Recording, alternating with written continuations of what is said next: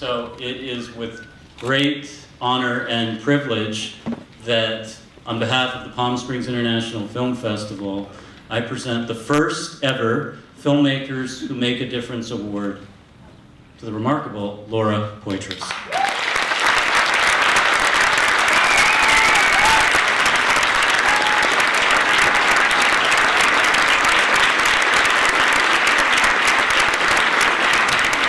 So the first time I saw this film was at its premiere in New York at the New York Film Festival. And that was one of the most extraordinary premieres I've ever attended because there was a real life impact going on between what we were seeing and what we were suddenly recognizing the power of what we were seeing. That we all of a sudden realized that at this point, we are more than likely all under surveillance. I can't believe that the NSA didn't have somebody in the audience that night. You laugh, but it really was like that was a kind of cognizance. Talk to me a little bit about what that journey's been like for you, because for you, like this was a huge secret for so long that and then it takes on a life of its own. First in New York, and now it's 3 months later. What has that journey been like for you? First, before I want to answer that, I want to thank the festival for this really incredible honor. It's really a privilege to receive it, and particularly because I received it on behalf of the many extraordinary people who I made this film with, the people who took extraordinary risks. So it's really wonderful, and I want to thank the festival. Making this film was unlike any other film experience I've had, partly because of the fact that we were in the position of making a film at the same time as news was unfolding. And so we were editing and things were happening and we were continuing to film. And this really went up until the very, very last minute in the editing room where we were learning things there was journalism that was happening that was coordinated or that was coinciding with the finishing of the film, and so there were questions about what we could include in the film, what we couldn't, because what we were ready to publish and what we weren't, and so that was kind of unlike anything I've ever gone through, and also the extraordinary editor that I worked with, Mathilde Bonnefoy.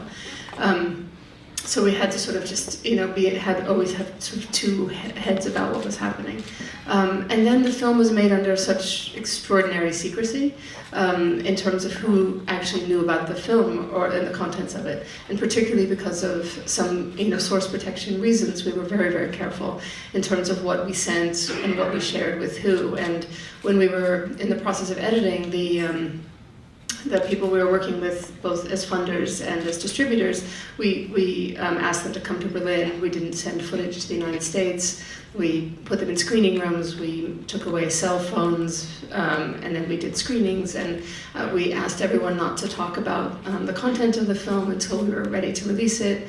And then when we were at the stage where we wanted to share it with film festivals, when we thought we knew when it was ready, we made a trip to New York and we had encrypted versions of the film. And the premiere, which was at the New York Film Festival, we invited the curators to see it at a screening location. And again, we took away their cell phones and we screened it there. And then and up until the very end, we had redacted parts of the film. So what you see in the last scene, there were black boxes over that. And so our distributors and the festival actually didn't know all the sort of details that you see in the finished film, and there's still some redactions in it. So all those kinds of things were, to balance those things were, added a layer of complexity to the film. And then when we released it, or when we premiered it at New York, it was the first time I actually felt that almost I saw the film, because as a filmmaker, I believe in that cinema is a public experience. I mean, that for me the film is complete when it's seen by people in a theater. And we had done screenings, but they were relatively small because we were trying to keep the circle tight. And so I actually felt like I saw it for the first time at New York. Well, thank you so much for this. It's really Thank you.